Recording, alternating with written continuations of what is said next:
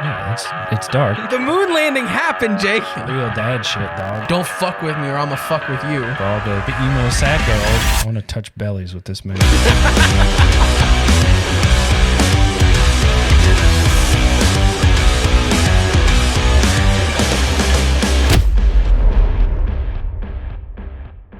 What's going on, everyone? I'm Jake. This is Aaron. I'm Aaron. This is Scene Labs. This is. And welcome to the first annual Screamies. That's right. Clap, clap. Our live studio audience is here to congratulate us on our first annual fake award show. Yes, this is our opinions. It has nothing to do with any of you. Right. Don't come at us. Or do. I don't give a shit. Jake, it was really hard for people to get a seat at this year's Screamy Awards, for our live audience. Yeah, there's not a whole lot of room over there. No, but we did fit the most important people here. Yes. Us. Yeah. That's we us do have a seat right there that we've reserved for Johnny Frank, but god damn it. He never shows up. He never showed up, but that's okay because he's busy. Yeah. And you're about to show up for him. Yes. Without me. Jake's going to a concert without me. Yep. On Valentine's Day. Yep. Next month. February 14th. We're all going to love each other. Yes, we are. On Valentine's Day. Well, Jake, 2024 has been a very good year for music, wouldn't you say? Yeah, it's been a very interesting year. There haven't been enough YouTubers / podcasters giving award shows for music. Not enough. Never enough. Nick Nocturnal, yeah. State of the Scene, sure. But this is a first. This is a first for us. Two dudes at two plastic tables with two laptops, weird snack choices. Weird Reese's. I'm trying this for the first time. It's not bad. No. Not bad at all. We did come to the conclusion, though, that the Oreo is better. The Oreo is better, yes. Yeah. Wouldn't you say Oreos is better than Reese's overall anyway? I don't know. Like if you had the candy in front of you, which one would you pick? Probably the Reese's, honestly. I could eat Reese's anytime. I kind of have to be in the mood for Oreos, and I need milk. So I was going to say, would it sway you if there was a cold glass of milk right next to both of these items? Yeah, because then I'd have to take the Oreos. Yeah.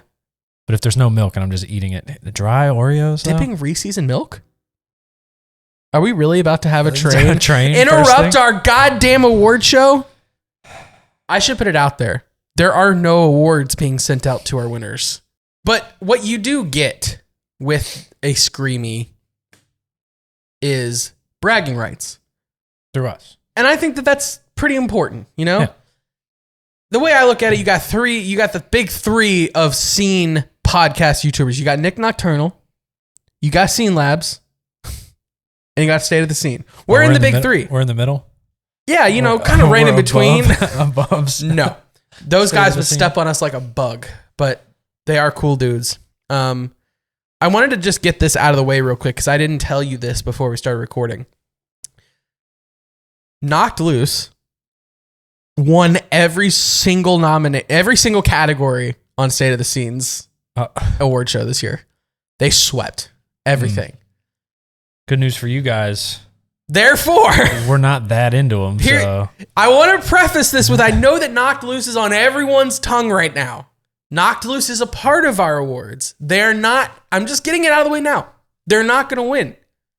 And you can't throw tomatoes at us because you're not here. The only seat available here is for Johnny Frank. And he's not here either. He's not here either. Nobody's here to tell us we're wrong, so. Yep. And I should also add that we don't have enough of a following yet to let y'all vote. So these are... This is us. It's our votes. Just us. If you want that to change, give us a follow on YouTube. Leave us a comment on Spotify. Tell us we're wrong. Argue with us. Like that one dude at the beginning of the year that said we had heinous opinions about... Guess what? It don't stop. There will always be heinous opinions. There will be. Jake, without further ado, why don't you introduce our first category of the Screamy, the first category we've ever talked about? Well, our first category is going to be for production. So this is our top 5 nominees for best production of the year. That could mean beep boop noises, electronic elements. It could be mastering and mixing of normal guitar and vocals. It's just whatever has the tightest sounds to us. You're number 5. Number 5 is going to be Poppy with the Negative Spaces album. Yes, a fucking banger of an album, a last-minute addition to the year. Yeah. I had spent enough time with it to where I think you and I kind of agreed that album belonged in production because the production, Mr. Fishman, is incredible. Number 4, Hyperviolence by Wind Waker. We were a little bit late on the Wind Waker train, but I think when we both heard it, we were like, one, we should have reviewed this album on the podcast, but it's too late now. Yeah, it's too late now. I think the song that I heard from them first was Sirens. And that came out last year, I think. Yeah. Which So- is a banger song. Wind Waker deserves the number 4 spot. Number 3, it wasn't one of our favorites as far as the album goes, but they are known for having some of the best production in the game. Masters of the production. And they kind of do both, the mixing, the mastering, and the electronic elements. Yeah. And that's Linkin Park with From Zero. Yep. You cannot deny that this album does not belong in any list of top production of the year. Coming in at our runner-up for best production of 2024 is none other than Bring Me the Horizon with Post-Human Next Gen.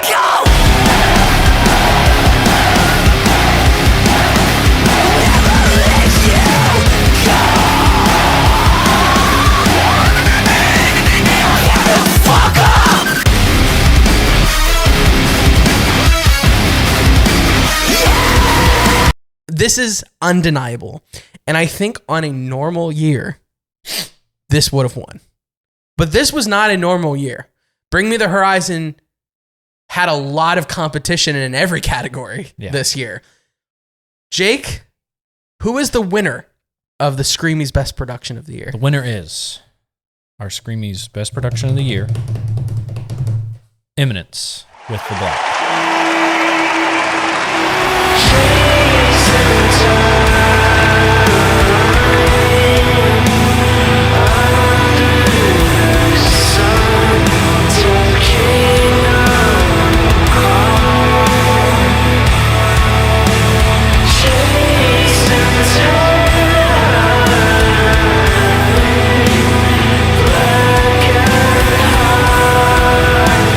There was no other option. There's so much production in this that you feel like you have to. I've made this point before. You have to listen to it with like the best audio listening experience. Yeah. To get the full effect of it. If you're listening to these on like $20 earbuds you got from CVS or whatever, you're missing like 60% of what's going on. You're not getting the whole album. thing. You need some kind of surround because there's so much going on. You can't really take it in. Yeah. And you have to focus on it. I had the pleasure of discovering that this album was mixed for Dolby Atmos right after I forked out like $1,300 for a very good Dolby Atmos system. And so Jake and I sat and listened to this album in Dolby Atmos, and it was magical. It gives you this face. Yeah. The what else do you do with your face?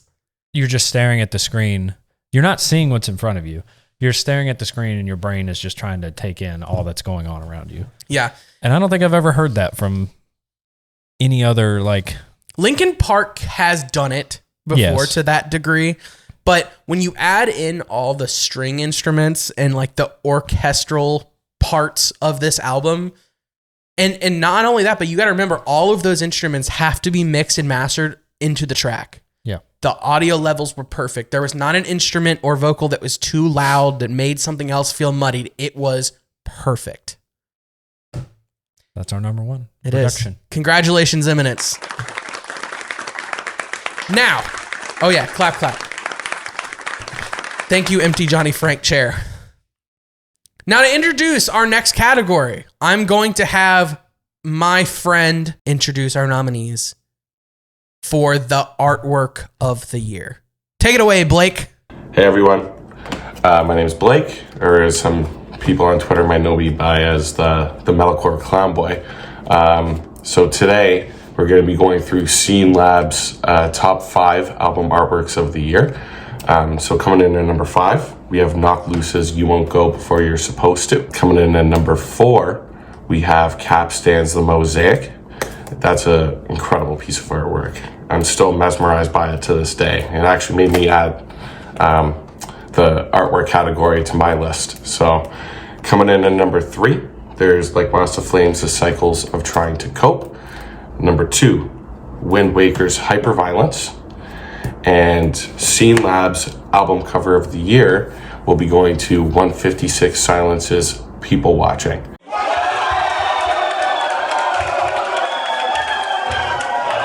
Which I think is probably the most iconic of the year, to say the least. Instantly recognizable, it's creepy, perfectly encapsulates the album.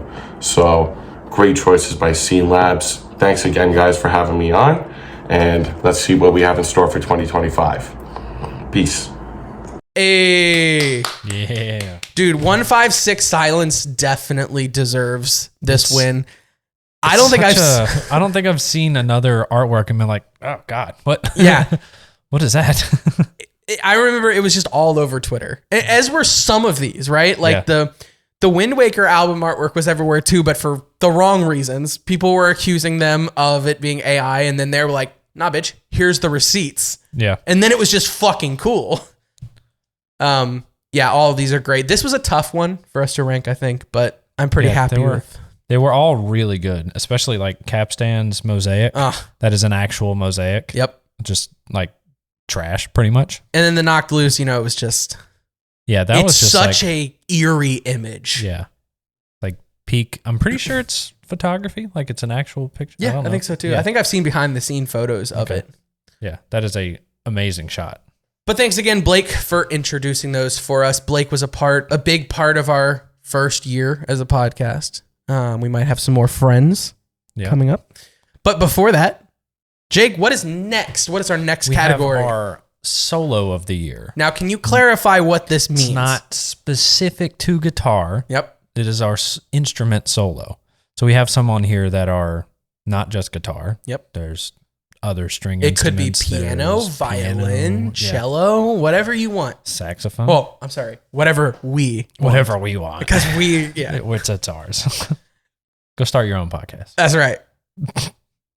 Number 5, Jake.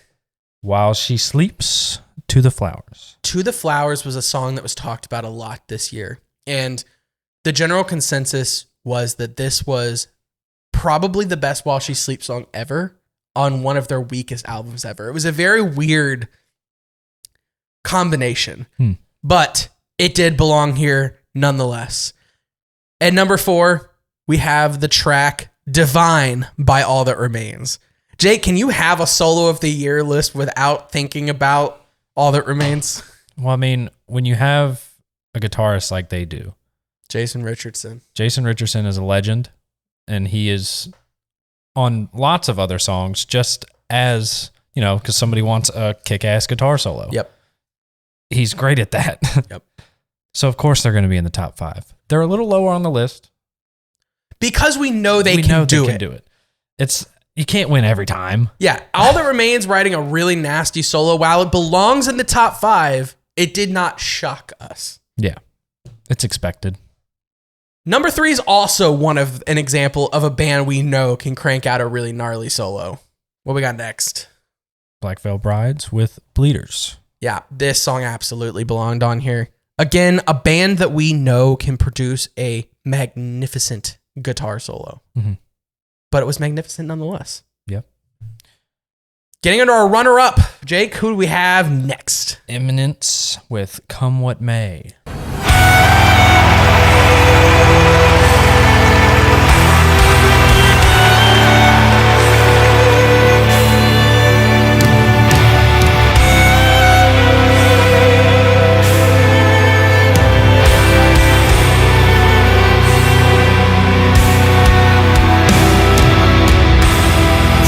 This may shock some of you, but a long violin solo that transitions back into the heavy part of the song. It's soft at first, and then it bangs. And that violin riff is still going. There's something beautiful about that. Eminence, once again, making the top 2. Yeah. And number 1. Is this Well, this might be surprising. Yeah, this is surprising. Not everybody's gonna get this. No. This is just from us. It is. It's Bill Murray with Blindsided. You left me blindsided.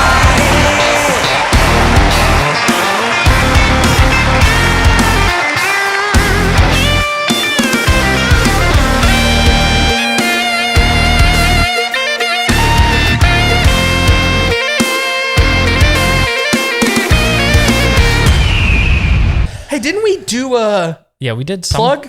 We did something with that. A segue to our something with that song. Oh yeah, we made an entire music video. We made for a it. fucking music video for this song.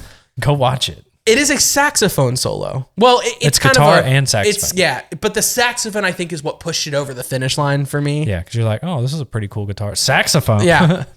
We played the solo Yes. in front of a broken down treehouse that fell out of my parents' tree. We didn't have a saxophone though. No, but you did the air I did air sax. sax. Yeah, Yeah, on the air back of a sax. Ford truck. Mm-hmm. We had a bass guitar and an electric guitar that weren't plugged into anything. Yes. So that's our solo of the year. Congratulations to Mr. Frank. He might show up again. Yeah, he'll probably. I'm here, so he's gonna have to. Sad you had the flu and couldn't make it. Yeah, I think he would have been here if he didn't. of course. Yeah. Yeah, We're Scene Labs. of course. That's an in-house name at this point. Yeah, everybody knows us. Jake, this is one of my favorite categories of the year. Well, of any year. The music video of the year. Before we start listing these off, I would like to say we had probably, 11 or 12 music videos that we watched. The very first music video we watched took this one away. Yeah. But we did come up with 5. Mm-hmm. Jake, what's number 5? Number 5 is gonna be Baby Metal and Electric Callboy with Rat-ta-ta-ta-ta-ta. Yes. A banger of a song, a very nice music video. I don't think anyone didn't expect this video to be great. You got budget from both sides. They make great videos. Yeah. Electric Callboy is known for making hilariously great videos. Yep. And it was funny at parts. It was just really cool at parts. They had a big disco ball. Like, what? The disco How do you ball go wrong? helmets, the disco helmets. Yeah. I still will need one of those. At the number 4 spot, we have our second reoccurring artist here so far. Bleeders by Black Veil Brides. Because when you're going to introduce Sweeney Todd into a song, why not make Andy Biersack Sweeney Todd? Mm-hmm. It was sick. He is one of the creepiest looking dudes I've ever seen. Creepy and attractive at the same Yeah, time. I mean, it's a weird... Doesn't look like he sounds. It kind of goes hand in hand most of the time, like the vampire type. Yeah. Like weird... So he kind of fits, actually, the role. Yeah, he does. Because it was Johnny Depp that played Sweeney Todd in the movie. And there are strong jawline, could cut glass kind of thing. But it was bloody. It was cool. They performed on like spinning metal plates and Andy was killing motherfuckers. It was a very good music video. I thought the reds and the darks together stood out very well. And at number 3, we have Spirit Box with Perfect Soul. This was a late music video in the year, but when we watched it, we knew we loved it immediately. It was a great video. The Last of Us looking creature at the end, the makeup and effects or whatever they used on that being was so cool. And you got, Metalcore Mommy.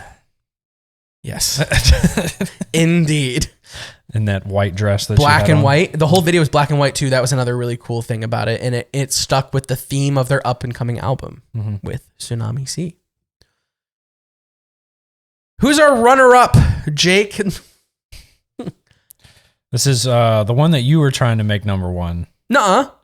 No, I agree with you on our number 1. I just You thought sure? that this one deserved more of a conversation. All right, okay. Ice Nine Kills with a work of art.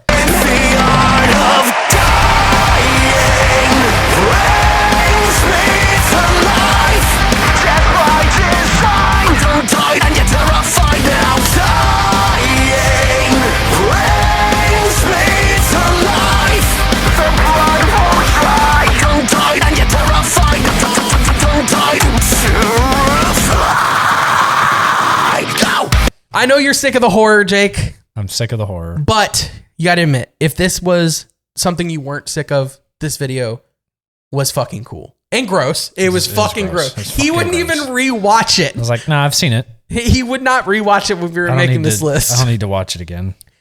But there's something about a wall of death with actual weapons during a breakdown that is just so satisfying to watch. Mm-hmm. And also, you take the weapons away, it was a really good wall of death. Like unrealistically organized. Yeah. It would never happen, at least on the East Coast.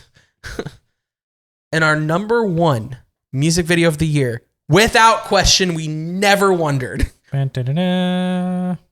Top 10 statues that cried blood by Bring Me the Horizon.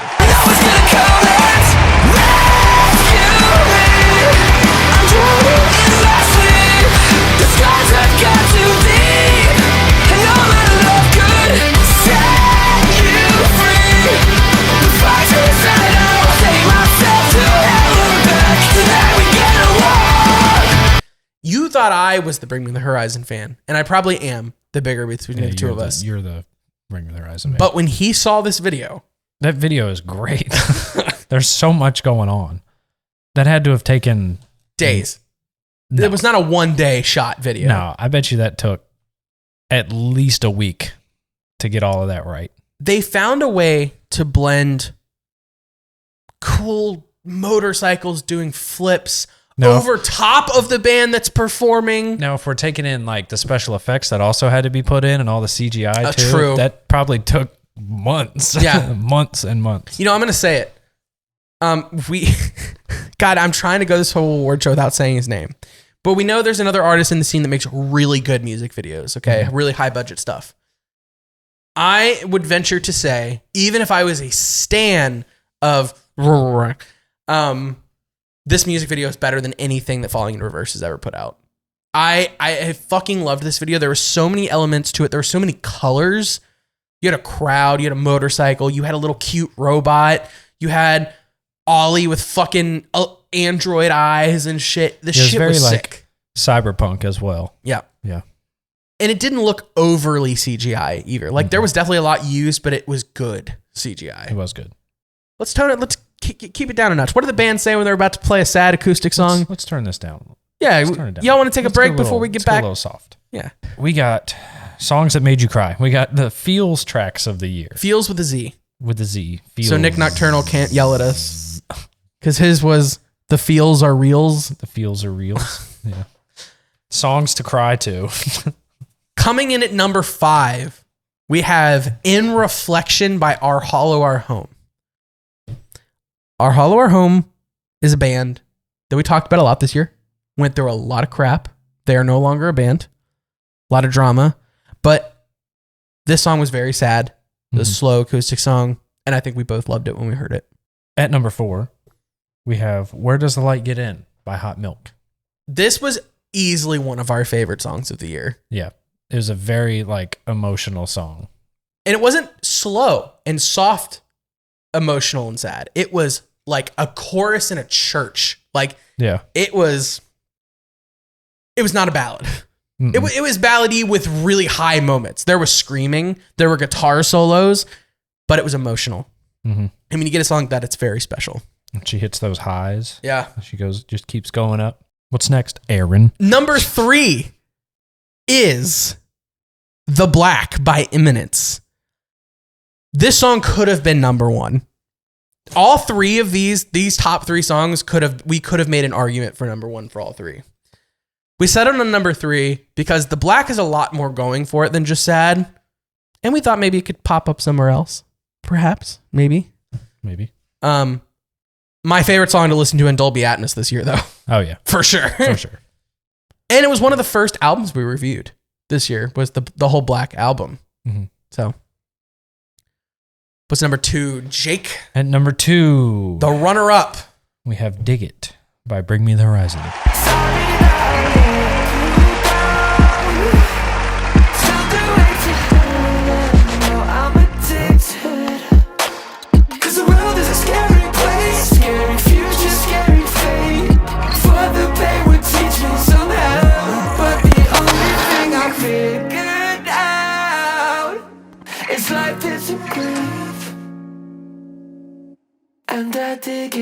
I think this is probably Well, where it belongs. It was the second saddest song of the year.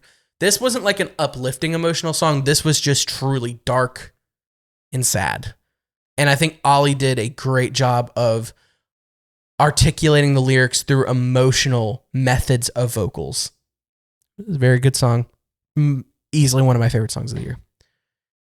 And I don't even want to hype this. Like, it feels weird to hype this song up, right? And being excited for it. Our number one is, it's so sad. It's almost hard to listen to. Like, it wasn't the backstory. It wasn't in my Spotify Wrapped, and it was one of my favorite songs of the year. But I could not listen to it that much because it is such a tough listen. Jake, what is it? It is Novocaine by Too Close to Touch, featuring Bad Omens. So you can sing while you're away. Tell me the words you want to say. Give them to me and I'll relay. But no, it just won't be the same.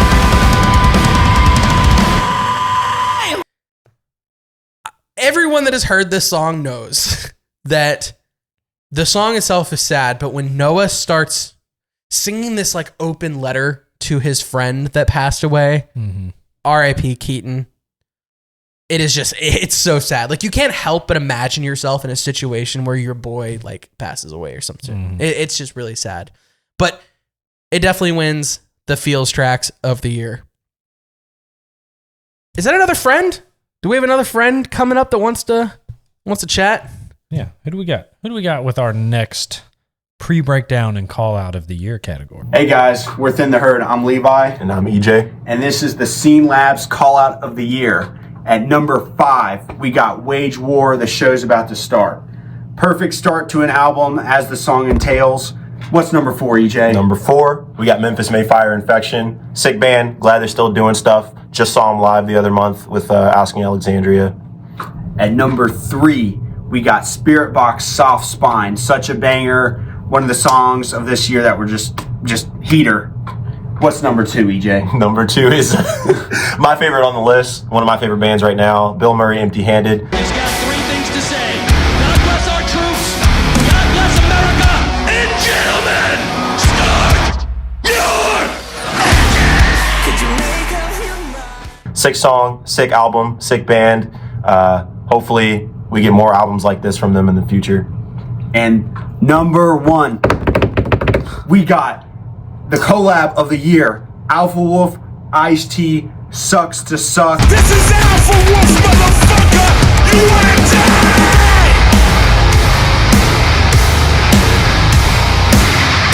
Ice-T, wanna rock.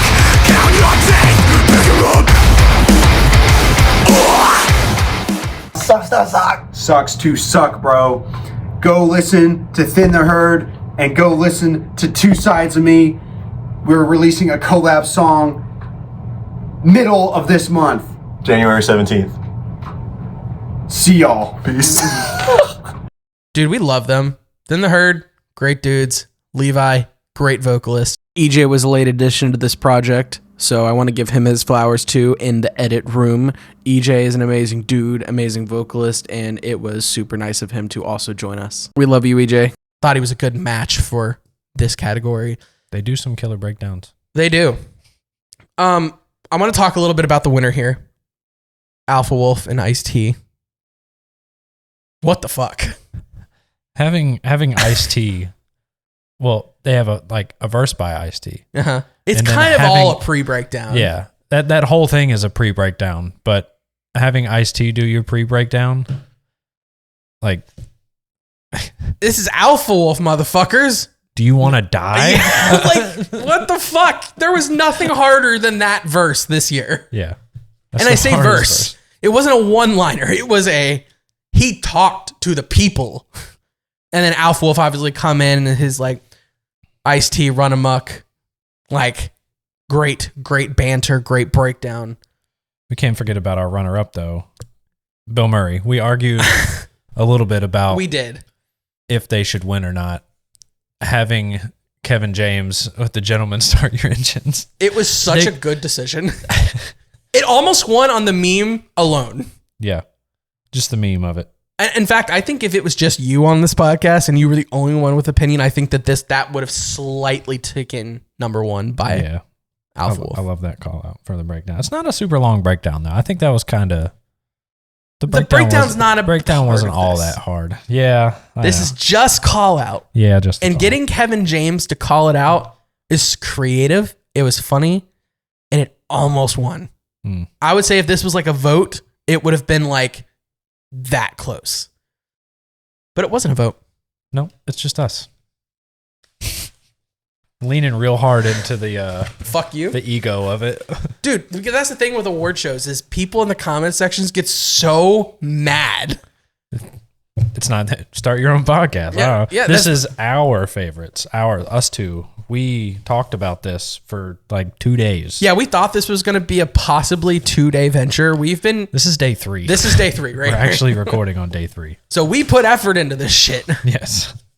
Speaking of effort or lack thereof. Our biggest disappointments of the year. Yep.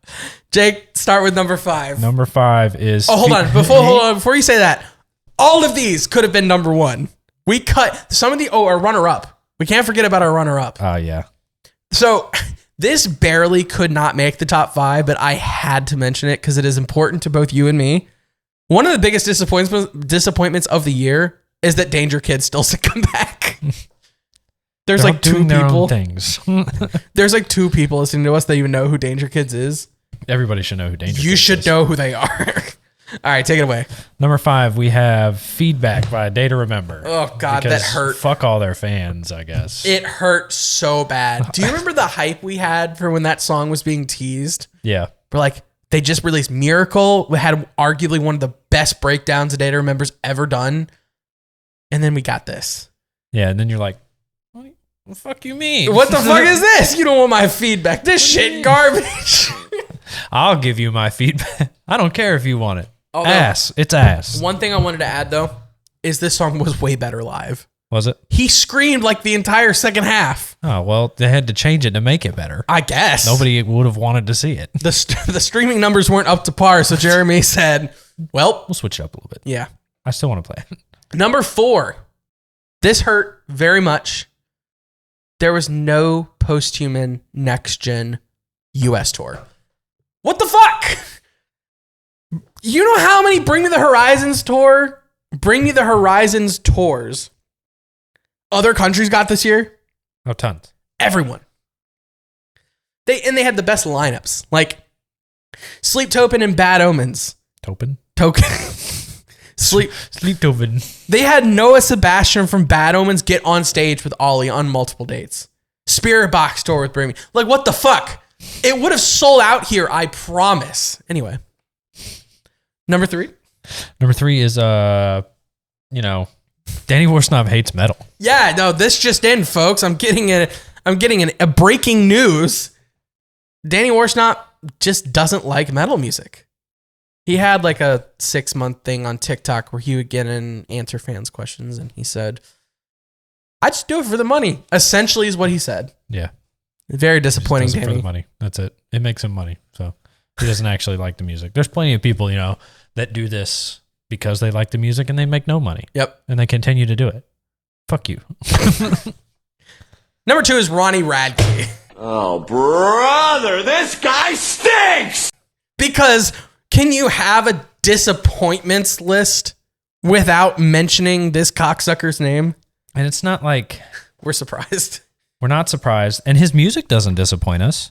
Some of it did. He just continues to disappoint us as a person. That's why I didn't say Falling in Reverse. I said Ronnie Radke. Falling in Reverse doesn't disappoint a whole lot. No, they're pretty decent. Ronnie's just a disappointment. Yeah, but then he says he is Falling in Reverse. We had multiple Ronnie Radke sightings this year. He announced his departure from the scene. Yeah. He said goodbye to the scene. He tried and failed to start a beef with I Prevail this year. I don't think that literally never went anywhere. No, I didn't see anything else about it. That's because I don't think they responded. Now, Jake, for our number 1, I think this is the emotional support segment of the show. This one probably hurt Jake more than it hurt me. This is my biggest appointment. Biggest appointment. Biggest. He has to go to the doctor for this shit. It's so bad. I'm having a stroke thinking about it. The biggest disappointment. Just He can't even get it out. He's so sad. Jake, what is our biggest disappointment of 2024? it's wage war. Specifically, stigma.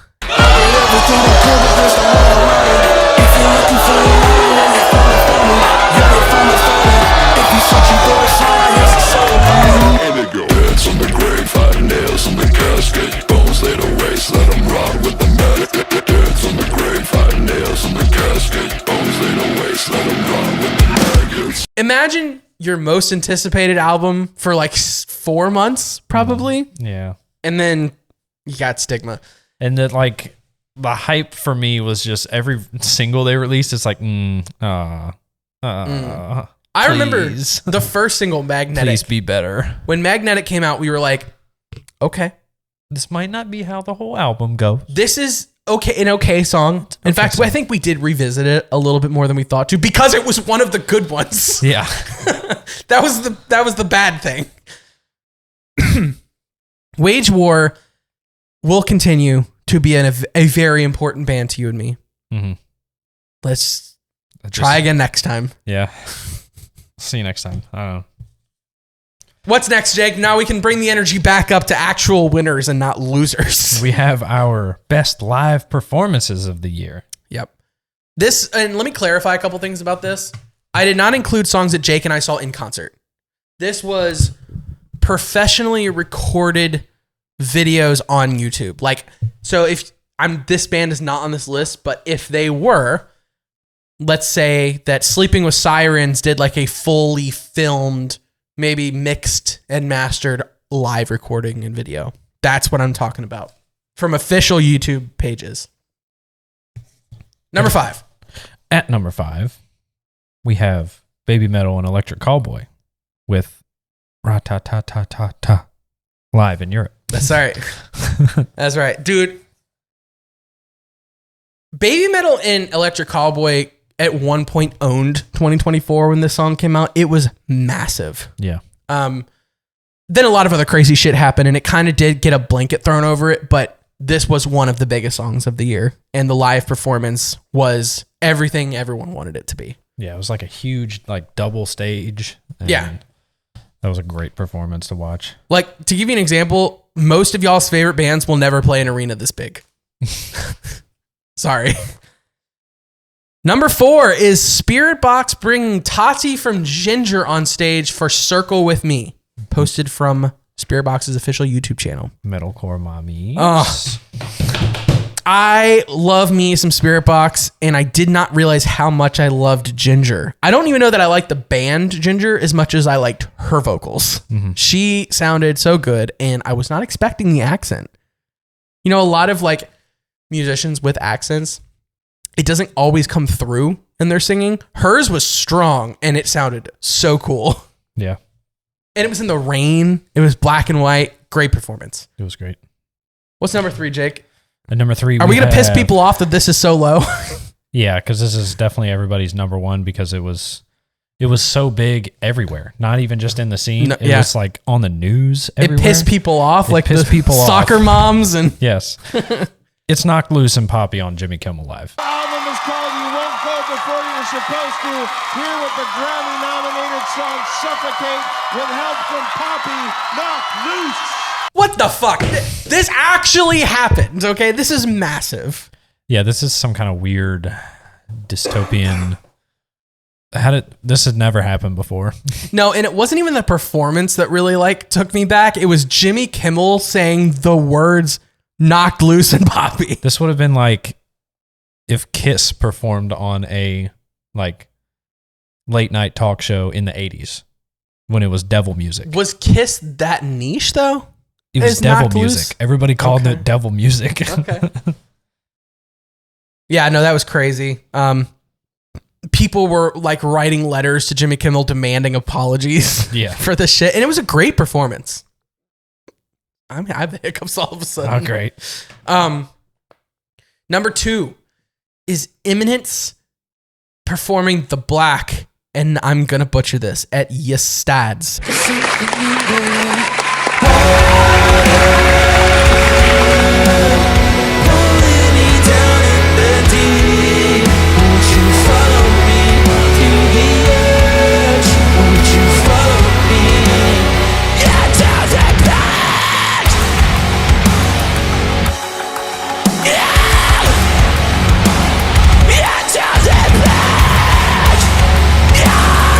It was a very, very nice like theater, and they had like a mini orchestra there. They had a piano, they had strings, they had the band. They were all dressed up in nice suits. Goddamn. I would have loved to have seen that. Yeah, to be one of the few audience, because the auditorium or the seating area of the theater was empty. So I'm guessing everyone was behind. But yeah, great performance. I'll let you introduce it, and I'll say what I want to say. At number 1, The winner of the best live performance this year is going to be Linkin Park with The Emptiness Machine and the debut of their new singer. Don't know why I'm hoping for what I won't receive. Falling for the promise of the emptiness machine. The emptiness machine.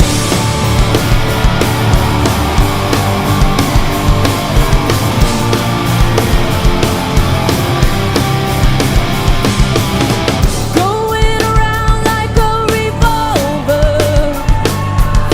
debut of their new singer, the first show back, like as a whole band coming back. Yeah. What an epic debut. This was the best, like, we're back moment I think a band's ever had. And how they were able to keep that secret for so long and nothing leaking out is wild. That does surprise me too. It's Yeah. like no one knew this was happening, yet they knew about all this for like 6 to 8 months prior. Yeah, it was wild.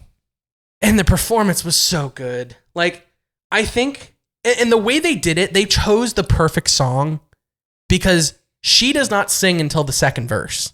Mike does the vocals. So when Michael, God, getting proper over here. Michael Shinoda. When Mike's finishing up that second chorus, she's like epically walking up to the stage and walks up to the microphone. And it is just so well done. Yeah, it was really good. Congratulations Best performance of the year. to Linkin Park.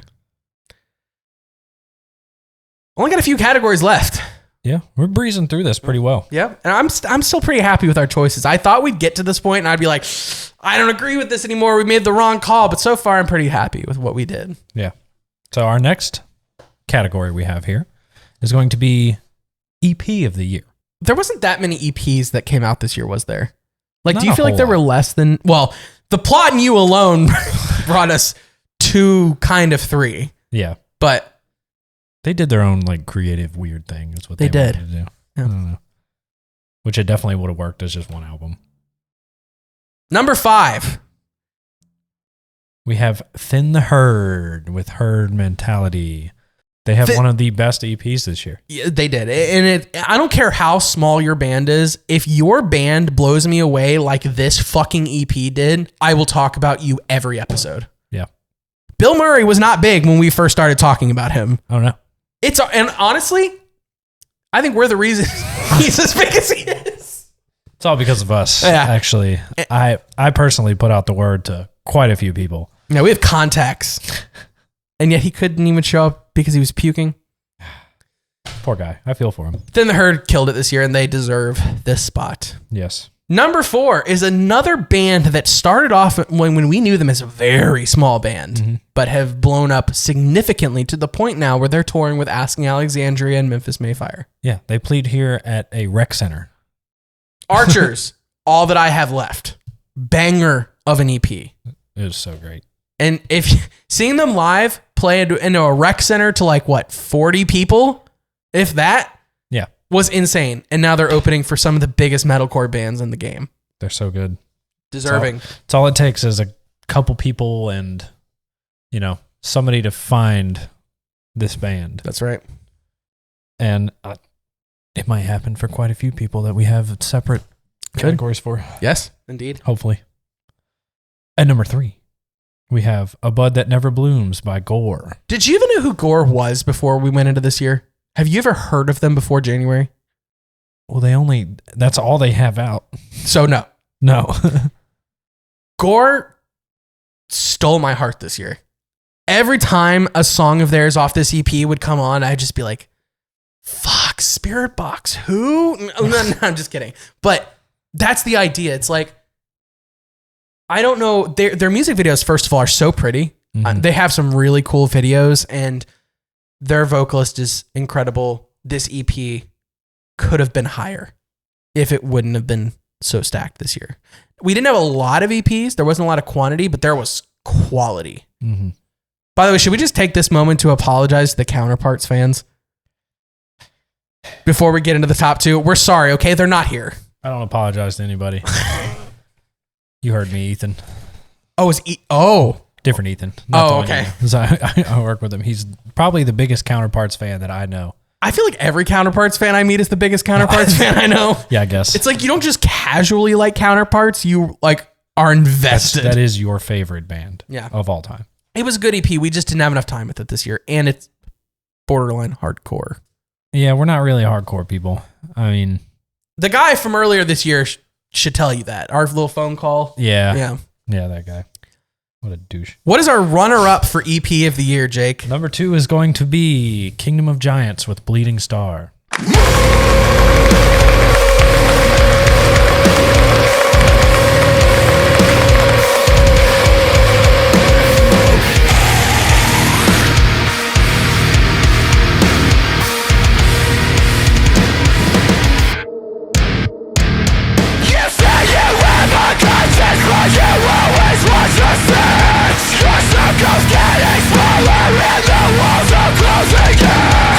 We loved this EP. The single lead up to this EP was so good. I remember when, what's that song, the really heavy one? Is it like Blood something or another? Bloodworm? Bloodworm. Yeah. Shit was so ungodly heavy out of nowhere. Hmm. And overall, just a really well-rounded metalcore EP. And we saw them live. It was great to see live. Great. And our winner for EP of the year, there were 3 to choose from. But we ended up settling on Volume 3 by The Plot and You.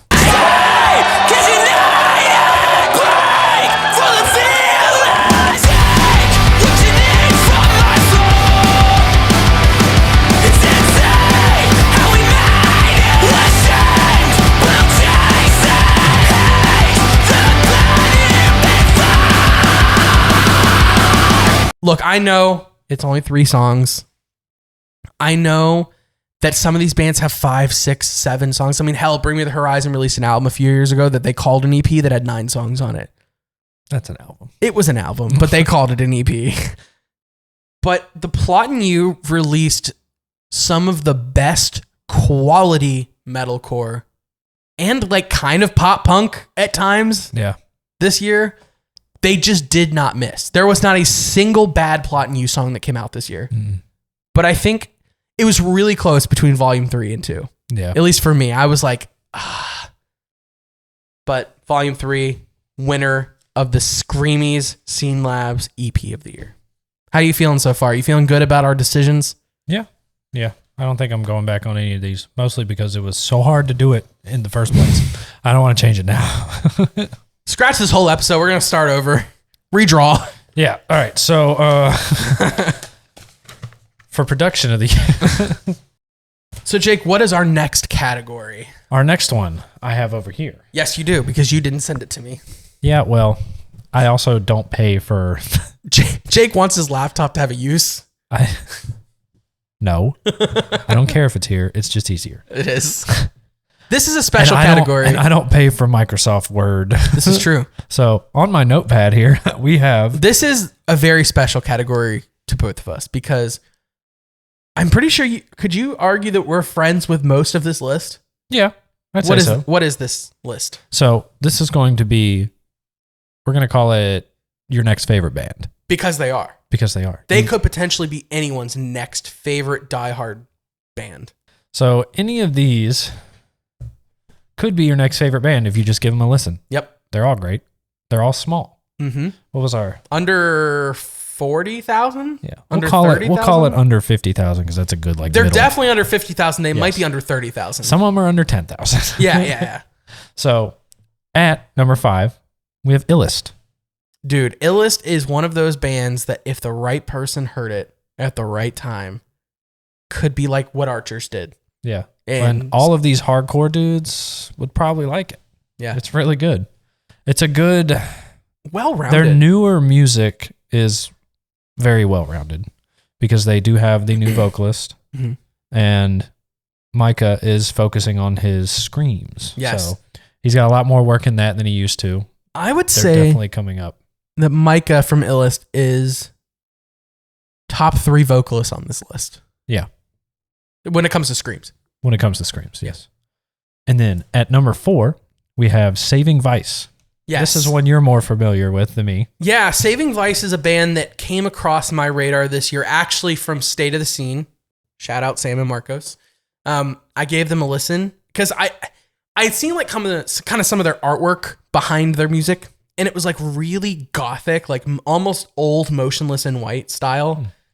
So I gave it a listen, and the fact of the matter is it's just fucking amazing metalcore with some really unique moments. And I personally thought that they were way, way bigger than they were. They only had like 26,000 monthly listeners on Spotify.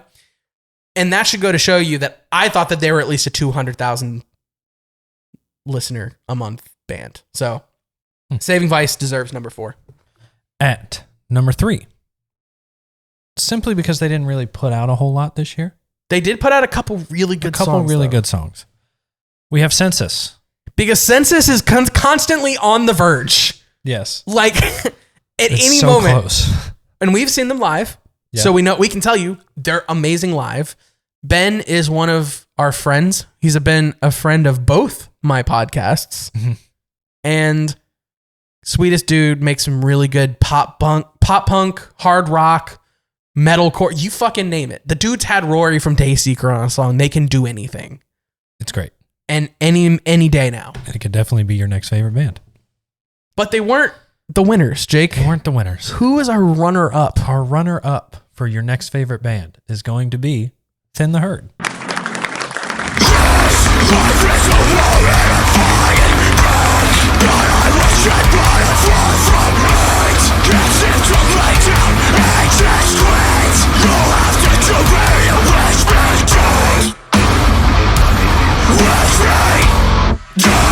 Once again, Levi, thank you for introducing our earlier list of the best callouts.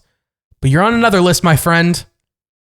It's going to be your next favorite band. Dude, That EP is God tier. if you can see this band before they reach their 100th show, it would be a blessing.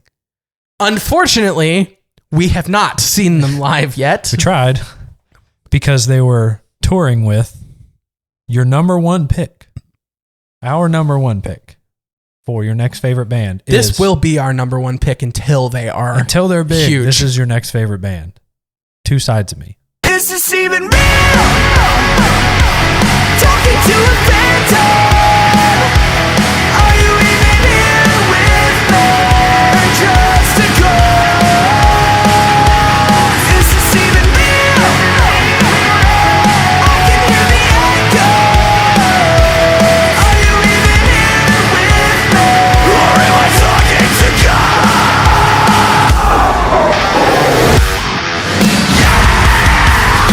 What is there to say? Like that we haven't said about these dudes. We gas these dudes up like All no the time. tomorrow. 2 songs this If year. you've watched any of our other videos, we always talk about that. Yeah. They're friends of ours. Like these are dudes I actually can run into like while door dashing and like say what's up to. But then I That's listen to not their why music. It's not why we picked them. No. That's not why. It's but not, it's not favoritism. It's weird that I can run into these dudes while I'm door dashing and then the next day put on You're the Devil and be like, I just ran into that dude at Sheets. Yeah. That shouldn't happen.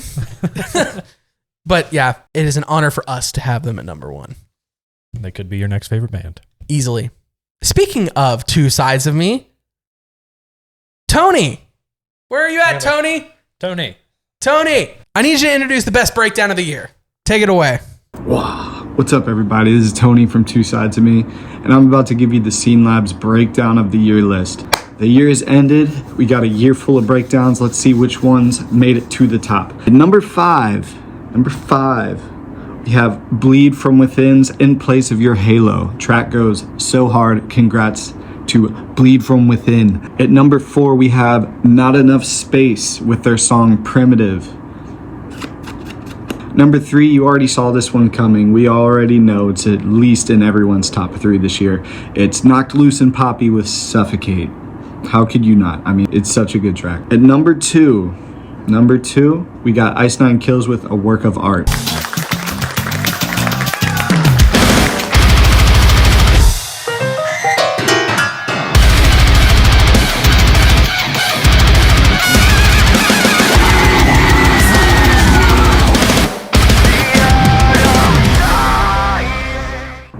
Such a banger. So glad that song came out with the movie. It just goes hand in hand. That band was meant to be the soundtrack of a horror movie. And at number 1, the number 1 breakdown of the year this year, we got The Plot in You with Don't Look Away.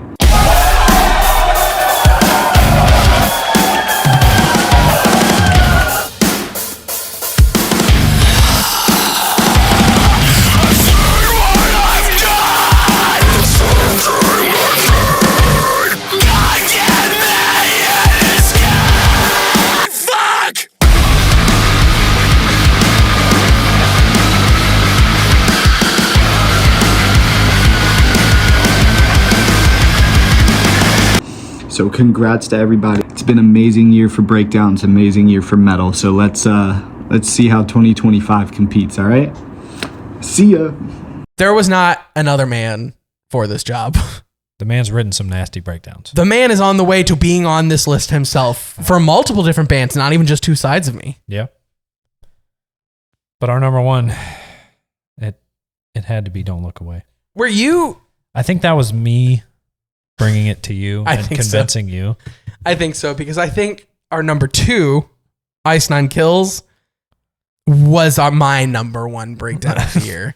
Just because there was so much to it. However, I told Jake, I'm not mad at putting The Plot in You at number 1. Everybody else put Suffocate as number 1. Everyone else I guarantee put fucking Suffocate as number 1 for everything. Song of the year, live of the year, every fucking thing. I'm sorry.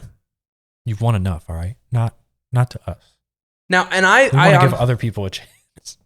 Just be glad we didn't put you number 5. Now, for real though, on the subject of Knocked Loose, real quick, before we get into songs and albums of the year, I want to explain something. I get it. I understand why they're so big right now. I understand why it is very good for our scene to have a band like Knocked Loose on Jimmy Kimmel. Mm-hmm. Or an artist like Poppy. It is very good for what we're talking about here. It's good for the artists. It's good for monetary value for all of these guys. I respect Knocked Loose. I cannot change my music taste, though. Hardcore is not my favorite genre. But If anything, it's more mine than his. Yeah, and we did give them their flowers. I've been growing more into it. As have I, just very slowly. Yeah. We'll get there. I want to just shout out to number 4, Not Enough Space. The Moan breakdown. Keep it up. So while we have our own conjoined Jake and Aaron Scene Labs official list of albums and songs, we do differ on some things. So I thought it'd be interesting for us to do our own list first and then our conjoined list. I'm going to start with Aaron's official list of albums of the year. Mine are in order. Not all of mine are. I did top 5. Jake did top 5 and then 15 random albums. He didn't order those. That's okay though. I was just going through like, yeah, this one. By myself, I couldn't make those decisions. Aaron's top 15 albums of 2024. Number 15 is The Abyss by AD Infinium. We haven't really talked about this band at all on the podcast, but they're a very good power metal band. Number 14 is Hyperviolence by Wind Waker. A lot of people are going to have this album higher. A lot of people are going to have it lower. But I thought that this was a good spot for this album, and I can't wait to see what they do next. Number 13 is State Champs by State Champs. Had to have a little bit of pop punk in here. State Champs brought the fucking sauce. Number 12 is Negative Spaces by Poppy. I would venture to say if I had a little bit more time at this album, it'd probably be higher, but I felt safe putting it at number 12. Number 11 is Hope in Hell by Our Hollow Our Home. A sad ending to the band, but an epic season finale, if you will. Number 10 is From Zero by Linkin Park, because it's impossible to have an albums list this year without arguably the biggest band in rock right now. Number 9 is Piece of Me I Never Let You Find by Cane Hill. If you've never listened to Cane Hill, this is the best album in my opinion for you to jump on and listen. Number 8 is Distortion by Future Palace. It is a great metalcore album. Hey, do you think my favorite genre is metalcore? That's definitely mine. Number 7 is an album we just reviewed recently and haven't had that much time with, but I loved it so much that I thought it belonged right in the middle. Number 7 is Renovate by Until I Wake. Number 6 is an artist that is kind of seen and is kind of not. Is The Great Impersonator by Halsey. If you have a pop bone in your body, a part of your brain that says, I like pop sometimes, but I'm more of a sceney, if you will. Halsey makes music for both. Number 5 is The Black by Eminence, because this album had to be in the top 5. It had a lot of stiff competition for me specifically this year, but I would argue it's every album from here on forward is a perfect album. Number 4, sorry Jake, number 4 is American Motorsports. The 420cc edition, to be specific, by Bill Murray. It didn't quite make my top 3, but I wanted it to. Number 3 was Here by Stand Atlantic, a band that captivated me this year. I was a fan before, but now I'm a life fan of this band. Number 2, The Crucible of Life by The Home Team. I did not think there was another spot on this list except for the runner-up for this band. And in a world without our number 1, this would have won Album of the Year for me. Number 1 is, you guessed it, I haven't mentioned it yet, so it's got to be here, is Posthuman Next Gen by Bring Me the Horizon. Jake, what are your top 15 albums? So, I didn't want to go through and number them all. I have a top 5 numbered, so you can pay attention there. So in no particular order, the other 10 are going to be Wind Waker with Hyperviolence. We had From Zero by Linkin Park. We had Negative Spaces by Poppy. We had Renovate by Until I Wake. A lot of these we kind of share. Mm-hmm. So we have Hope in Hell by Our Hollow Our Home. Posthuman Next Gen. Didn't make my top 5. I mean, it's still really good, but Yep. See, we differ on some stuff. Yeah, the order specifically. Yeah. So his number 1, not even in my top 5. Anyway, we have The Ghost Inside with Searching for Solace. We have Make Them Suffer with Make Them Suffer. Yep. And then Boundaries, Death is a Little More. I think that's the one you told me is just generic metalcore. It's really heavy generic metalcore. That is my favorite. My favorite genre is generic metalcore. Okay. Yep. I'm that guy. Yep. So now we have my top 5, which I actually numbered. So this is in order. So this is ranked. This isn't the order. This It is actually ranked. matters. Number 5 is Aaron's fault because he got them into me this year. Got them into you? Got Number 5. Wait, hold on a second. You got Brian Butcher blowing up your phone? Continue. At number 5, we have The Home Team with The Crucible of Life. Deserved. That is Aaron's fault. Wasn't that into them before? Yeah. You're I'm not, definitely you're more not now. huge into pop rock normally.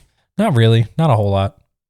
It has to be a little bit heavier. I don't know. And it's not just you. There are a lot of metalheads out there that have fallen in love. I'm super generic. There are a lot of generic metalcore people that have fallen in love with the Home Team this year. At number 4, something that didn't make it onto your list because it's a little heavier than what you normally listen to. It's Throne. It just missed my cut. Throne with Excessive Guilt. I've played those songs so many times. It's good for driving. It's good for working. I move a lot when I'm at work, so I need something that keeps me motivated. And if you don't know, Jake is the silent angry type, so when he's pissed off, he just is silent. So that's probably good for that too, right? Yeah, I just listen to that. It's fine. All right, so at number 3, we had For Keeps by Too Close to Touch. Also just missed my list. It's such a great album. It's a sad album because it's the last one. Mm-hmm. And it's got, when you look further into the songs, it's like, God damn it, this is all sad. It's literally the leftover remnants of probably this. There's probably a lot more to it, but Keaton's hard drive, essentially. Yeah. Such a good album, start to finish. I never skipped any of it. Number 2, the runner-up, we have The Black by Eminence. That was definitely one of my most listened to albums this year. And you had a lot of time with that album this year. A lot of time with this album. Listened to it in a bunch of different ways, but there's no album. There is no album that I have listened to more than my number 1. Neo. That is American Motorsports by Bill Murray. He didn't even specify the 420cc edition. I had, before the 420cc edition came out, it was still my favorite. Yeah. Now it's more my favorite. Spotify even told me it was my favorite. That was number 1. I got the Bill Murray video. The question really is, will Jake ever love an album as much as he loves American Motorsports? If they come out with a better one. Let me ask you something. Have you ever gone and saw a band twice on the same album cycle before, live? Nope, but I'm finna. I'm about to, so that's my number 1. Do you think that it is pretty predictable, both of our number 1s? Bring Me the Horizon and Bill Murray. Do you think most people probably could have guessed that? Yeah. Yeah. I think you could take such different bands. You could take a screenshot right now of how both of us look and probably predict that. Probably. Yep. Well, congratulations to Bring Me and Bill Murray. All right. It's time for songs, Jake. We have 20 songs, each of us. Just run through them, I guess. Yep. Mine are in order because I think about these things. I don't. Number 20 is Suffocate City by The Funeral Portrait featuring Spencer from Ice Nine Kills. Number 19 is Come What May by Imminence. Number 18 is The Emptiness Machine by Linkin Park. Number 17 is Awaken by Breaking Benjamin. It's a command. Awakened. Awaken. Fuck. Number 16 is The Works of You by Bloom. Number 15 was actually the song that I just subbed out earlier today. I changed it from, I'll tell y'all, I changed it from 21 Pilots' Paladin Straight to All That I Can Give You by The Plot and You. All That I Can Give by The Plot and You. I re-listened to the song today and I was like, fuck. It's such a banger. It's such a good song. Number 14 is I Never Loved You by Halsey. Number 13 is Novocaine by Too Close to Touch and Bad Omens. Number 12 is The Cost of Giving Up by Poppy. Number 11, the band I have a tattoo of on my forearm, Ritual by The Devil Wears Prada. Don't worry, that one's on my list too. If it's not just you, Aaron, it's okay. Okay. Thank you. Thank you for that mental pat in the back. Yeah. The number 10 is The End by Bill fucking Murray. Number 9 is Criminal by Stand Atlantic and Polaris. Number 8 is A Work of Art by Ice Nine Kills. Number 7 is 2016 Cavaliers Ohio by Bill Murray and Knox. Number 6 is Overtime by The Home Team. Number 5, Where Does the Light Get In by Hot Milk. Number 4, The Jericho Protocol by Gloom in the Corner. Number 3 is Dig It by Bring Me the Horizon. My runner-up for the best song of the year is Hell by The Home Team. And number 1, my favorite song of the year, it was the top of my Spotify Wrapped. Every single AI program in the world knew that this was my favorite song of the year. And that is Top 10 Statues That Cried Blood by Bring Me the Horizon. Are you surprised by any of this? Nope. Nope. We finish each other's sandwiches. So no particular order until the top 5 again? Yep. Okay. Same thing, because I cannot be bothered. That shit's too hard. This is Jake's top 20 songs of 2024. Starting out in no particular order, we have Product Placement by 156 Silence. Banger. We have Medicaid B by Rain City Drive and Dayseeker. We have You're the Devil by Two Sides of Me. We have Burial Season by Our Hollow, Our Home. Top 10 Statues That Cried Blood by Bring Me the Horizon. I didn't realize that made your list. Oh, yeah. Oh, okay. I think it's one of the only ones that I go back to on that album. It's honestly one of the best choruses they've ever written. And it's very generic metalcore. No, it's not. There's nothing generic about that song. Whatever you say. We have Where Does the Light Get In by Hot Milk. We have Novocaine. Crazy that not enough people are talking about Hot Milk, by the way. Yeah. No one is like, not no one, I'm sorry. There's a lot of people talking about them, but more should be talking about them after that song came out. Sorry, didn't mean to interrupt. We have Novocaine by Too Close to Touch, featuring Bad Omens. We have Stuck in My Head by Sleep Theory. Hell by the Home Team. We have Creature by Landmarks. Been Here Before by The Plot and You. Don't Look Away by The Plot and You. Ooh, back-to-back Plotting You. Back-to-back Plot. So did you have to like choose which one was better? Oh no, you said this is no order No yet. particular order. Okay. Honestly, But if I you had to put them choose in right order, now. I think Been Here Before I like more. Okay. Yeah, I liked that song way more. Jake doesn't interrupt me when I'm reading my list, but I like We to have Ritual by The Devil Wears Prada. We have Empty Handed by Bill Murray featuring Dylan Marlowe. And we have Drag Me Out by Archers. Those are all of my... I took them mostly from my Spotify Wrapped because those are the songs that I've really listened to mainly this year. And we have my top 5. These are ranked. These are ranked. Number 5, Look at Me by Throne, because that one actually came out this year. There was some others on that album that I didn't realize didn't come out this year. Yeah. It came out last year. My actual favorite. Dude, that fucked us up with a lot of shit. Yeah. I had so much on these different categories. I was like, fuck, it came out at the end of 2023. On the Verge would have been my favorite. Yeah, just to clarify. Yeah. But Look at Me is my second favorite off of that album, and I had to put Throne in my top 5 because they have been probably the biggest artist that I've listened to this year. Besides Bill Murray.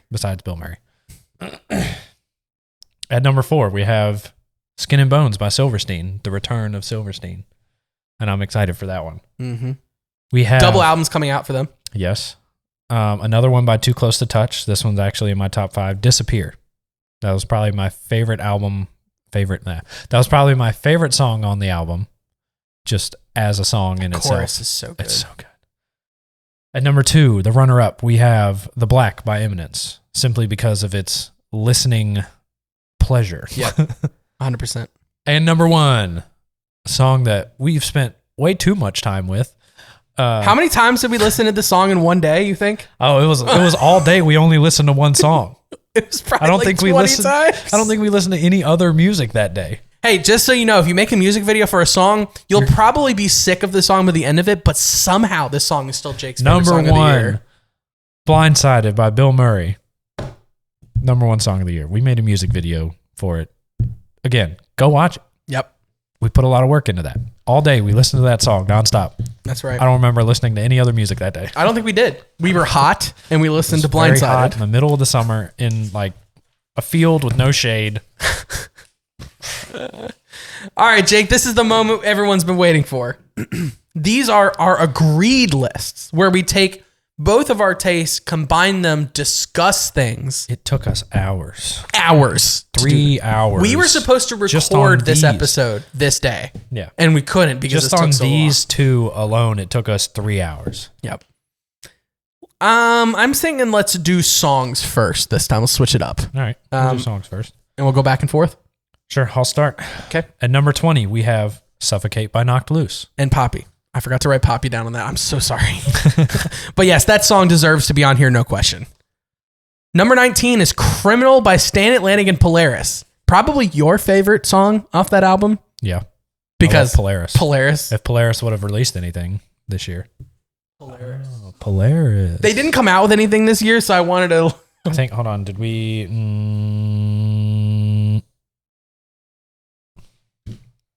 Nope. It was Breakdown of the Year. One of them. Breakdown. I forgot I was wearing this shirt when we did the breakdown. Bleed from Within. Shout out. Go listen to them if you haven't. All right. What's next? 18. 18, we have Oscillator by Make Them Suffer. Yep. And this was a single we heard and we were like, it's great. Perfect. Number 17 is Don't Look Away by The Plot and You. The song that makes you... The video that makes you not want to... I wanted to put that in our top videos, but Aaron didn't. I couldn't watch it. I never watched it. He doesn't like that video like I don't like the Ice Nine Kills video. Yeah, no, I literally had to look away. That was the whole problem. I couldn't watch this whole thing. Great video. Everybody should go watch that, especially if you're squeamish. And you're eating. Number 16 is Creature by Landmarks. Also a band we're getting ready to see again. Yes. Jake and I have seen them before. Number 15, Hell of a Ride by Until I Wake. Something's got to be said about how we heard this album 2 weeks ago. Yeah. And it's made our list. Mm-hmm. It's such a good song, especially to end that album. Kind of just puts you to bed. Yep. Number 14, the song we listened to so much this year, Blindsided by Bill Murray. Bill fucking Murray. He might be back. Who knows? Number 13, The Cost of Giving Up by Poppy. Again, a late edition, but deserved. Mm-hmm. Number 12, Ritual by The Devil Wears Prada. Number 11, Medicate Me by Rain City Drive and Dayseeker. Probably one of the biggest viral songs of the year. Yeah. If you go to Dayseeker Spotify, it's the number one right now, and it's not even their song. Number 10, we've cracked the top 10, is Been Here Before by The Plot and You. It was probably the most unexpected song. Yeah, I think so. Because I heard it and I was like, oh. Yeah. This is different. Yeah. But it's so good. At number 9, we have Novocaine by Too Close to Touch featuring Bad Omens. At number 8, we have Hell by The Home Team. We really loved Hell by The Home Team, didn't we? Aaron? Huh? Where's number 7?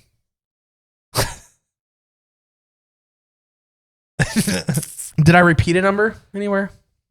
20, 19, 18, 17, 16, 15, 14, 13, 12, 11, 10, 9, 8, 6. All right, hold on. You got to figure out what number 7 was. At number 7 is Skin and Bones by Silverstein. At number 6, our boys, Two Sides of Me, You're the Devil. At number 5, Where Does the Light Get In by Hot Milk. Number 4, Top 10 Statues That Cried Blood by Bring Me the Horizon. Number 3, Disappear by Too Close to Touch, because I played it as one of my top songs and Aaron was like, damn it, yes. Yeah. I didn't know I liked good. the song as much as I did until he played it when we were doing this. That's what took a long time, by the way. We went and just listened to most of these songs. Yeah, all of these songs we listened to again to put into a perspective of the top 10. I'm going to steal this one from you. Yeah. The runner-up, because we had to agree on it. It's my favorite. Honestly, either of these last two songs could have been number 1. We got Better Hell by Bill fucking Murray. When they ask who hurt you, point the finger at myself, but I think of you. It's in the past, but I still do. No, I'm not in heaven yet, but it's a better hell than you. Here's the thing about Better Hell. Better Hell, in my mind, is what started everything with us and Bill Murray. And honestly, what started jumpstarting his career this year. Mm-hmm. What's number 1, Aaron? Number 1 song of 2024 is The Black by Eminence.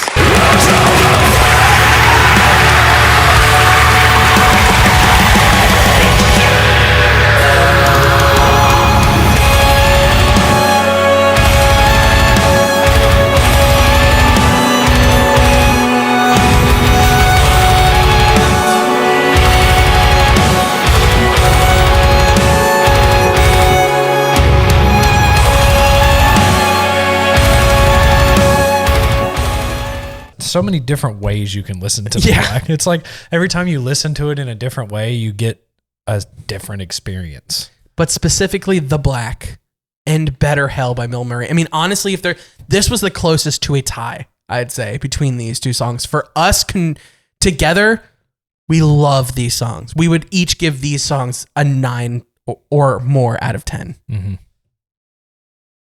I want to go back and know what we gave Better Hell as a rating now, because I don't remember. Well, it would have been out of 5 as a song. Yeah, so I think we would have given it like a 4.5, 4.8, something like that. It had to have been real high for me. Yeah. But we had no idea what was coming. Now, The Black by Eminence, I think almost Eminence's album, The Black, is something that Jake and I have borderline like emotionally bonded over this year. Every time we listen to that album, it's just silence. Yeah. Like, this song deserved it. Mm-hmm. Now, the official Scene Labs top 20 albums of 2024. Number 20, You Won't Go Before You're Supposed To by Knocked Loose. We got to include them. It's not even that they were just included because they're popular. They were included because it's a good album. But even though we didn't listen to it as much, it's still a great album. And you couldn't have been a part of the scene this year without hearing Knocked Loose. Yep. Number 19, we have Make Them Suffer with their self-titled album. Now, when we reviewed this album, I feel like we were a little disappointed, but the singles alone for this album carried it into the top 20. Yeah. Number 18, we have 156 Silence with their album People Watching. This was a surprise out of nowhere band this year. Like, the artwork was really cool, and I was like, okay, the artwork's probably the best part here. And then I listened to the album, and it was just beautiful. Number 17, we have Galleons with Violent Delights. A little mix of post-hardcore, a little metalcore, even a little bit of easycore in there. Galleons delivered one of the best albums and one of the best listening experiences That's one of 2024. That I didn't really listen to a whole lot, but this week in particular, I went back and listened to it. Oh yeah, what did you think listening to it front to back? Oh, it's great front to back. Yeah. It probably, if I would have listened to it more, it probably would have made it onto my top list, but I would argue that was our biggest slept on artist this year was Galleons. I can agree. Number 16 is Renovate by Until I Wake. We jumped right on that train when that album came out. Mm-hmm. Number 15 is From the New World by Alt. Another band that just came out of nowhere. I found them at the same exact time I found 156 Silence. It's so crazy because I constantly pair those two together in my head. I'm like, Alt 156 Silence. Number 14, little pop punk action, State Champs by State Champs. You can't not enjoy a State Champs album if you like pop punk. They did not miss with their self-titled release, and I imagine they probably will never miss. At number 13, we have Death is a Little More by Boundaries. The heavy. Number 12 is Searching for Solace by The Ghost Inside. Classic. Generic metalcore at its finest. Love it. Number 11 was Here by Stand Atlantic. A great like pop rock album. Number 10, R.I.P. Hope in Hell by Our Hollow Home. At number 9, Linkin Park From Zero. Can't have a list without it. That's got to be one of the most like talked about and reviewed albums this year. Yep. You know how many YouTubers made money off of this album coming out? So many. Not us. Not us. That's okay. We're not in it for the money. Number 7 is Hyperviolence by Wind Waker. I don't think anyone expected Wind Waker to break people's top 10s this year, but they did. Yeah. They broke almost everyone's top 10s. And because you skipped it, number 8. Oh, fuck. Thank you. Negative Spaces by Poppy. See, I skipped one on the last one, so I just figured I'd skip one on this one too. That was actually almost the exact same spot, too. Yeah. So number 6? Number 6, after number 7's Hyperviolence by Wind Waker, and number 8's Negative Spaces by Poppy, is Excessive Guilt by Throne. Now, Jake likes to say that I don't like this because it's too heavy, but I actually have probably listened to this album more than most albums that came out this year. Now, I did do a lot of cherry picking with this album. There are certain songs that I really go back to more than the album itself, but as a whole, it is 20 minutes of breakdowns. And who doesn't like that? I just pull up the album, hit start, and roll through it. Do you shuffle or play it straight through? Nah, just straight through. Hell yeah. As they intended, I guess. At number 5, we have For Keeps by Too Close to Touch, starting out our number 5. Yep. Had to be in the top 5 for both of us. An emotional listen from start to finish. Glad it came out. Number 4 is The Crucible of Life by The Home Team. The Home Team is one of those bands that we'll continue to not miss, and I expect them to be a talked about band in our podcast future. Mm-hmm. At number 3. The top 3. Top 3. The Black by Eminence. Because why not? A band that has been in most of our lists. You know, if there was an award for effort put into little details of an album, this would be the winner by a mile. Well, I guess that would be production. And well, yeah. They won. They won.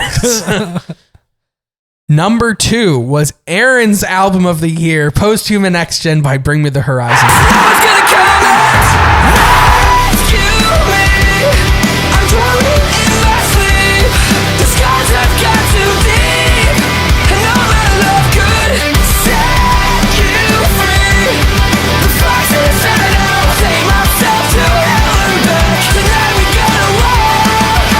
And Jake he wasn't even mad about having it at the 2 spot.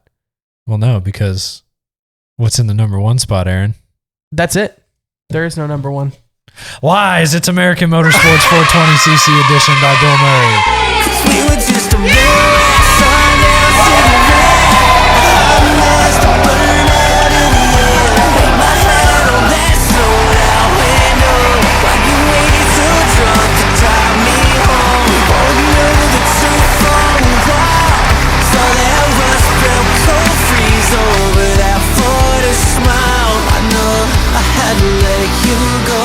'Cause hell was real. We felt it, know how. Best album of the year. Possibly Jake's favorite album of all time. It is. Look. You cannot argue it. Nope. As much as I love Bring Me the Horizon, Bill Murray, Bring Me the Horizon did what they always do. They dominate. Mm-hmm. Bill Murray, he came out with a lawnmower and an iPhone. What can I say? Like, this dude has changed the scene. He brought country, single-handedly brought country into the music scene and made it relevant. He doesn't get bullied. He doesn't get shit on. He just makes good music, funny music videos with his fucking iPhone.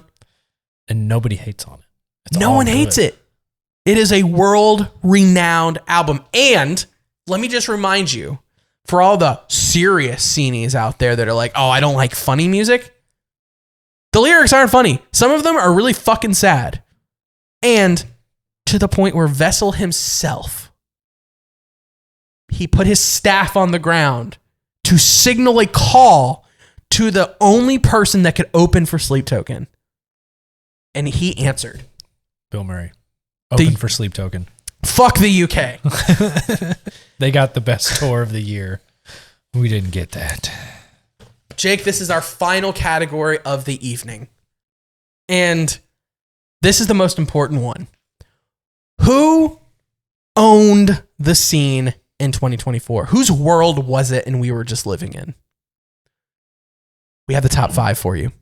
Number 5 is Eminence, because Eminence created a world that was unlike any other metalcore band or scene band's world this year. Mm-hmm. At number 4, we have The Home Team. Because why not have pop hooks over heavy guitars and groovy shake your ass music? Number 3, I'm giving them their flowers, so calm the fuck down. It's knocked fucking loose. I think they managed to be the most talked about band this year. Besides Linkin Park. Besides Linkin Park. Well, yeah, that's a close one. Because Linkin Park was talked about outside of our niche area of music. Knocked Loose played on Jimmy Kimmel. Linkin Park did too. When? They played on Jimmy Kimmel. This year? Yes. Wow. That's normal that they've done it like 5 times. That's true. I could be wrong. Maybe they didn't. Anyway, who's the number 2? Number 2 is Linkin Park. Yeah, because The return of Linkin Park. Linkin Park's return is just so big. So big. Can't argue it. But Jake, I'm going to let you have the honors. Number 1, Artist of the Year, Best artist this year. Maybe ever. Maybe ever. Nobody else has even come close. The most talked about by us, especially. We made a music video. We made a music video for him. Hear those words again. In June, the middle of June in Virginia, where it was like 90 fucking degrees, we took our day off and made a music video for this artist. It's Bill fucking Murray. It's Bill Murray. That's it. I mean, top of the list. That's where he lives. He lives at the top. he does. He doesn't know his way down.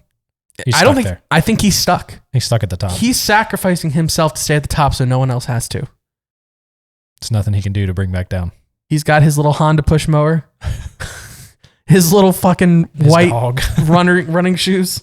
Yeah, his New Balances and Yep. his dog. That's all he needs in life. I also just want to shout out Knox. Is it Arizona? Mm-hmm. Who else? Gabby. Yep. Gabby from Bill Murray. The band Bill Murray, not the man. I don't know. The fucking saxophone player for the Jonas Brothers. Playing with Bill Murray. She played the flute too. She did. And she sang. Yeah. She's So- a great singer. Great singer. There is not another artist that dominated Jake and Mai's 2024 more than Bill Murray. In fact, I think Bill Murray could be responsible for 50% of the content on this Yep. podcast. Not sorry. Nope. Anyway, that has been a great first year of Scene Labs. Thank you for all your comments, your hate, your love. Bring the hate. Love the hate. He loves the hate. He feeds on the hate. Feed on the hate. We're going to take a little break. We'll be back about the end of January because no one releases shit in January for some fucking reason. But also, we want a break. Yeah, it's a little break. End of the year. Plus, we're going to look a little different when we come back. Yeah. New arrangements, maybe a new intro. We have some shit to cook, Yeah. but we've done it. We've done our due diligence. We have saved the scene. More like Johnny Frank saved the scene, and we just helped him do it. So, Yeah. It's all because of us. And he definitely has no idea who we are. bye-bye 2024. That's been season 1 of Scene Labs. Bye-bye. Bye-bye.